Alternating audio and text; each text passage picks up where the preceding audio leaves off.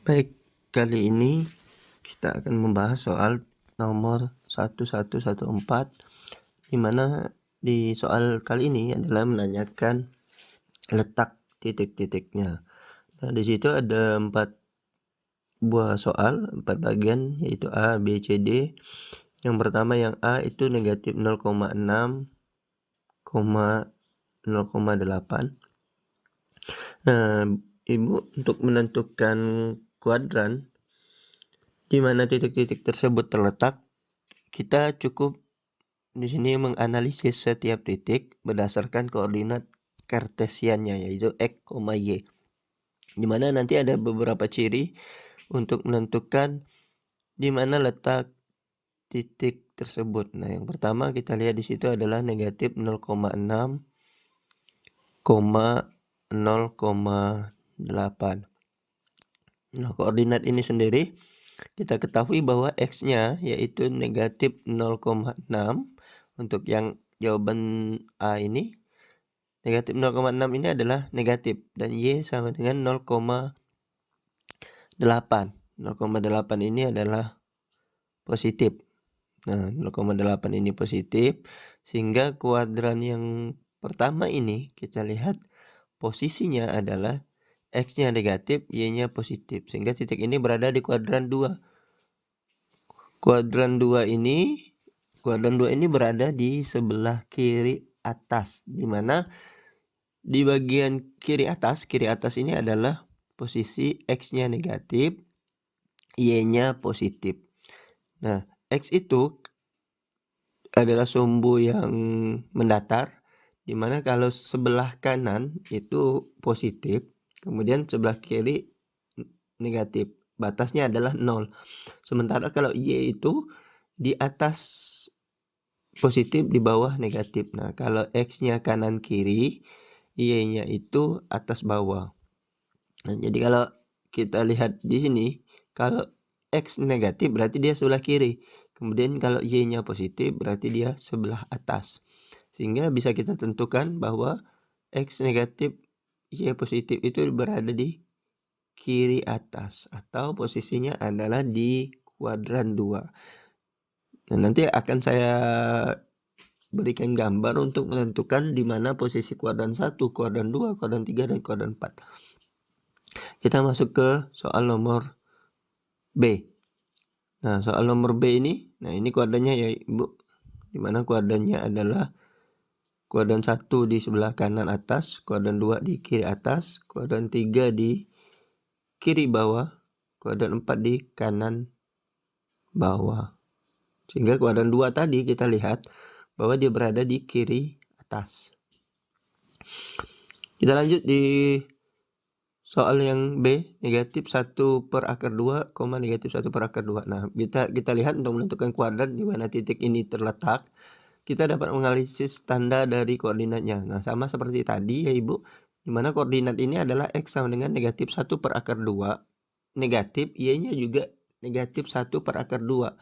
Artinya posisinya X-nya negatif, Y-nya negatif. Nah, kalau X negatif itu sebelah kiri, Y negatif itu sebelah bawah, sehingga ini berada di kuadran 3, yaitu kiri bawah, negatif. Nah, kuadran berdasarkan sistem koordinat itu sudah dituliskan di situ. Kuadran 1 X lebih dari 0, Y lebih dari 0, artinya X-nya positif, Y-nya positif. Kemudian kuadran 2 X kurang dari 0, Y lebih dari 0, artinya X-nya negatif, Y-nya positif. Kuadran 3 X kurang dari 0, Y kurang dari 0. Ini X-nya negatif, Y-nya juga negatif. Kuadran 4 X lebih dari 0 dan Y kurang dari 0, artinya X-nya positif, Y-nya negatif. Sehingga kalau kita lihat yang B ini, karena keduanya negatif, artinya dia berada di kuadran 3. Artinya untuk soal nomor B, negatif 1 per akar 2, negatif 1 per akar 2, karena kedua koordinat X dan Y-nya adalah negatif, maka titik tersebut terletak di kuadran 3. Nah, jelas di gambar ini kuadran 3 adalah posisi yang di sebelah kiri bawah. Nah, di situ dimana nanti ada tandanya, tanda masing-masing. Kuadran 1 itu semuanya positif, kuadran 2 sinnya yang positif, kuadran 3 tan yang positif, dan kuadran 4-nya kosinusnya yang positif. Nah, kita lanjut soal nomor C. C ini kosinus 275 derajat, sin 275 derajat. Nah, pertama untuk mencari soal nomor C ini kita harus menghitung dulu nilai kosinus 275. Kosinus 275 ini berada di kuadran 4.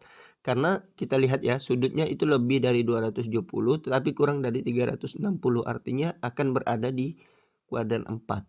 Dan nilai cos di kuadran 4 ini adalah positif.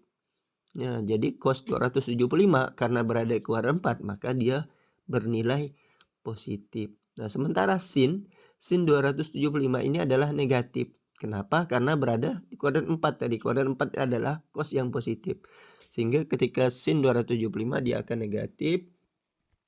Koordinat X sama dengan cos 275-nya positif, Y sin 275-nya negatif. Sehingga kita lihat dia positif dan negatif, maka ini berada di kuadran 4. Kita bisa lihat di penjelasan yang di atas tadi, pembahasan bahwa kuadran 4 itu adalah X-nya lebih dari 0, Y-nya kurang dari 0, atau posisinya adalah positif, negatif. Nah, soal nomor C ini posisinya adalah positif, negatif. Nah, yang terakhir soal nomor D, di mana soal D ini adalah cos 500 derajat, sin 500 derajat. Nah, kita lihat pertama sudutnya ini lebih dari 360 derajat karena satu putaran itu 360 derajat. Artinya yang harus kita lakukan pertama adalah mengonversi sudut ini ke dalam rentang di antara 0 derajat sampai 360 derajat. Nah, dengan cara apa? Yaitu kita kurangi dengan 360 derajat. 500 derajat dikurang 360 derajat itu 140 derajat. Nah, kita hitung sama seperti tadi, cos 140 derajat ini berada di kuadran 2 ya Ibu, karena sudutnya lebih dari 90 kurang dari 180. Nah, ini ada di kuadran 2. Artinya cos di kuadran 2 itu, nah ini cosnya negatif. Kemudian sin kalau di kuadran 2 ini adalah positif. Sin 140 derajat karena di kuadran 2 tadi yang positif adalah sinusnya. Artinya koordinat X-nya cos kurang dari 140 derajat kurang dari 0, sin 500 derajat itu lebih dari 0. Nah, dia akan berada di kuadran 2. Nah, jadi titik yang D ini cos 140 derajat negatif, positif, maka akan berada di kuadran 2. Jadi demikian dapat kita simpulkan. Yang A itu kuadran 2, yang B kuadran 3, yang C kuadran 4, dan yang D kuadran 2. Terima kasih, semoga bermanfaat.